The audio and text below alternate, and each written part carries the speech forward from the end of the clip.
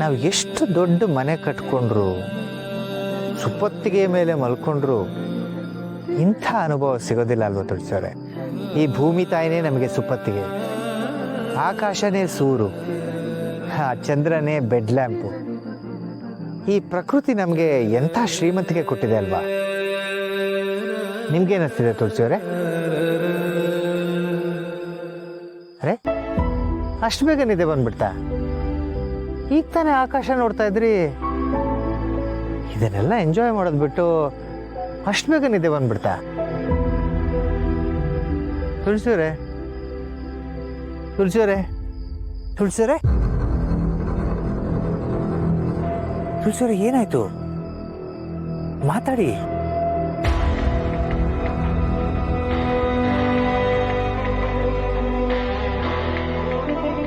ತುಳಸಿಯವರೇ, ತುಳಸಿಯವರೇ,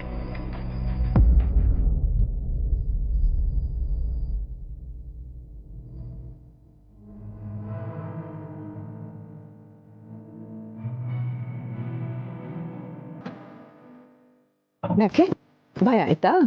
ಆಗಲ್ವಾ ಮತ್ತೆ? ಈ ರೀತಿ ಭೂಮಿ ತಾಯಿ ಮಡ್ಲಲ್ಲಿ ಮಲ್ಕೊಂಡು ಆಕಾಶ ನೋಡ್ತಾ ಇದ್ರೆ ಏನ್ ಅನ್ಸುತ್ತೆ ಅಂತ ಕೇಳಿದ್ರಲ್ಲ, ನಾನು ಅದನ್ನೇ ಯೋಚನೆ ಮಾಡ್ತಾ ಇದ್ದೆ. ಅಂದ್ರೆ ಅಂದ್ರೆ ಮನ್ಸಿಗೆ ಇಷ್ಟು ಖುಷಿಯಾಗಿರುವಾಗ ಈ ಪ್ರಕೃತಿ ಮಡಲಲ್ಲಿ ನಿಮ್ ಪಕ್ಕನೆ ಕಣ್ಮುಚ್ಚಿ ಮಲ್ಗಿ ಹಾಗೇ ಜೀವ ಹೋದ್ರೂ ಪರವಾಗಿಲ್ಲ ಅನ್ನಿಸ್ತು.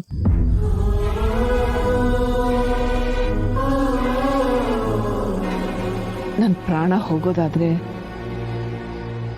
ಅದೇ ರೀತಿನೇ ಹೋಗ್ಬೇಕು. ಸರಿ, ಬಾಯಿ ತಪ್ಪೇನು ಈ ಥರ ಮಾತಾಡ್ಬೇಡಿ. ನಿಮ್ಮನ್ನು ಕಳ್ಕೊಂಡ್ಮೇಲೆ ನನ್ನ ಪಾಲಿಗೆ ಈ ಪ್ರಪಂಚ ಹೇಗಿರುತ್ತೆ ಅಂತ ಊಹೆ ಮಾಡ್ಕೊಳ್ಳೋದಕ್ಕೂ ಸಾಧ್ಯ ಇಲ್ಲ. ನಿಮ್ಮನ್ನು ಬಿಟ್ಟು ನಾನು ಬದುಕ್ತೀನಿ ಅಂತ ಅನ್ಸುತ್ತಾ ನಿಮ್ಗೆ? ಅಯ್ಯೋ, ಇದೇನಿದು ಎಳೆ ಮಕ್ಕಳ ತರ ಅಳ್ತಾ ಇದ್ದೀರಾ? ನಿಮ್ಮನ್ ಬಿಟ್ಟು ನಾನು ಹೋಗ್ತೀನಿ ಅಂತ ನಿಮ್ಗೆ ಅನ್ಸುತ್ತಾ? ಮತ್ತೆ ಯಾಕೆ ಈ ರೀತಿ ಎಲ್ಲ ಮಾತಾಡ್ಬೇಕು? ಮಾತಾಡ್ದೆ ಅಷ್ಟೇ. ಈಗ ನಾನು ಎಲ್ಲಿ ಹೋಗಿದ್ದೀನಿ? ನಿಮ್ ಪಕ್ಕನೇ ಇದ್ದೀನಿ, ನಿಮ್ ಮಡ್ಲಲ್ಲೇ ಮಲಗ್ತಾ ಇದ್ದೀನಿ.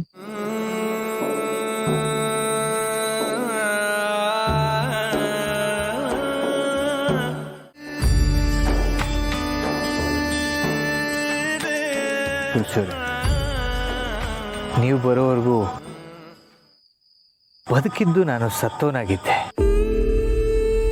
ಇನ್ನು ಮುಂದೆ ಜೀವಕ್ಕೆ ಜೀವ ಆಗಿ ನಿಮ್ಮ ಜೊತೆನೇ ಇರಬೇಕು ಅಂತ ಅನ್ಕೊಂಡಿರೋ ನನ್ನ ಅಷ್ಟು ಸುಲಭವಾಗಿ ಬಿಟ್ಟು ಹೋಗ್ಬಿಡ್ತೀನ? ನನ್ನ ಬದುಕಿಗೆ ಹೊಸ ಅರ್ಥ ಕೊಟ್ಟೋರೆ ನೀವು ಮಾಧವರೇ. ನಿಮ್ಮನ್ನು ಬಿಟ್ಟು ನಾನು ಎಲ್ಲಿಗೂ ಹೋಗೋದಿಲ್ಲ. ನನ್ನ ಜೀವ ನೀವು.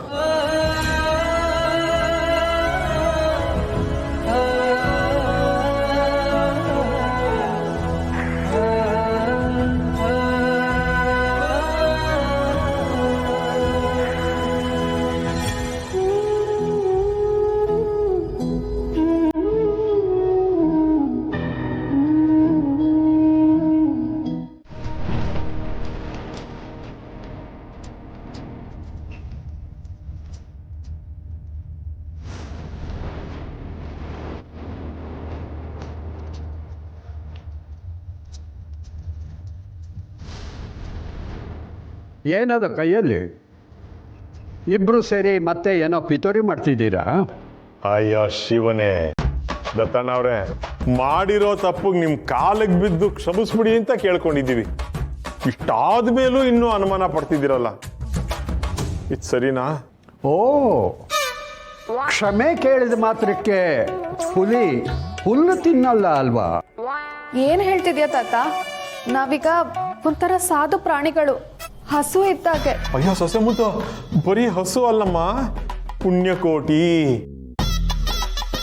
ಸತ್ಯವೇ ನಮ್ಮ ತಾಯಿ ತಂದೆ, ಸತ್ಯವೇ ನಮ್ಮ ಬಂಧು ಬಳಗ, ಸತ್ಯವಾಕ್ಯಕ್ಕೆ ತಪ್ಪಿ ನಡೆದರೆ ಮೆಚ್ಚನ ದತ್ತಣ್ಣನು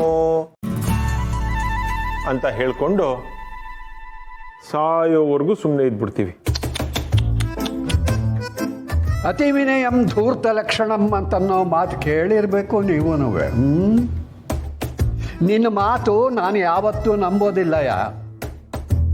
ಸರಿ, ನಿನ್ನ ಕೈನಲ್ಲಿ ಏನಿರೋದು ಸ್ವಲ್ಪ ತೋರಿಸು. ತಾತ ಸಂಧ್ಯಾ, ತಾತಂಗೆ ಯಾಕೆ ಕೋಪ ಬರಸ್ತೀಯ? ಏನೇ ಇದ್ರು ಅವ್ರ ಹತ್ರ ಹೇಳ್ಕೋಬೇಕಲ್ವಾ? ಸರಿ ಸಿರಿ, ನೀನು ಇಷ್ಟೆಲ್ಲ ಹೇಳ್ತಿದ್ಯಾ ಅಂದಮೇಲೆ ನಾನೆಲ್ಲ ಸತ್ಯ ಹೇಳ್ಬಿಡ್ತೀನಿ. ಏನ್ ಹೇಳ್ತಿದ್ಯಾ ಸೊಸೆ ಮುದ್ದು? ಇಲ್ಲ ಮಾವ, ನಾನು ತಾತನ ಹತ್ರ ಯಾವ ವಿಷಯನೂ ಮುಚ್ಚಿಡಲ್ಲ. ತಾತ, ನಾನು ಒಂದು ಹೊಸ ಕೆಲಸಕ್ಕೆ ಅಪ್ಲಿಕೇಶನ್ ಹಾಕ್ತಿದ್ದೀನಿ. ಅದಕ್ಕೆ ಫಾರ್ಮ್ ಫಿಲ್ ಮಾಡಿ ಸೈನ್ ಮಾಡಿ ಕೊರಿಯರ್ ಮಾಡೋಣ ಅಂತ ಹೋಗ್ತಿದ್ದೆ. ನನಗೆ ಕೆಲಸ ಸಿಕ್ಕಿದ ಮೇಲೆ ನಿಮಗೆಲ್ಲ ಹೇಳೋಣ ಅಂತಿದ್ದೆ. ಆದರೆ ನೀನು ಈಗಲೇ ಕೇಳ್ತಿದ್ಯಲ್ಲ, ಅದಕ್ಕೆ ಎಲ್ಲ ಹೇಳ್ತಿದ್ದೀನಿ. ನಾನು ಇದನ್ನು ಕೊರಿಯರ್ ಮಾಡಿ ಬರ್ತೀನಿ. ನೋಡಿದ್ರ ತಾತ, ಅಮ್ಮ ಬೈದ್ಮೇಲೆ ಸಂಧ್ಯಾ ಎಷ್ಟು ಬದಲಾಗಿದ್ದಾಳೆ ಅಂತ. ಯಾವುದೋ ಕೆಲ್ಸಕ್ಕೆ ಬೇರೆ ಟ್ರೈ ಮಾಡ್ತಾ ಇದ್ದಾಳೆ. ಸಂಧ್ಯಾ, ಏನು ಕೆಲಸ ಅದು? ಅದು ಅದು ಯಾವ್ದೋ ಆಫೀಸಲ್ಲಿ ರಿಸೆಪ್ಷನಿಸ್ಟ್ ಕೆಲಸ. ಹೌದು, ಅದು ಲೇಟ್ ಆದರೆ ಒಂದಿನ ಕೊರಿಯರ್ ಲೇಟಾಗಿ ಹೋಗುತ್ತೆ. ನಾನು ಈಗಲೇ ಹೋಗಿ ಕಳಿಸ್ಬಿಟ್ಟು ಬರ್ತೀನಿ. ನನಗೆ ನಿನ್ನ ಮಾತಿನ ಮೇಲೆ ನಂಬಿಕೆ ಇಲ್ಲ.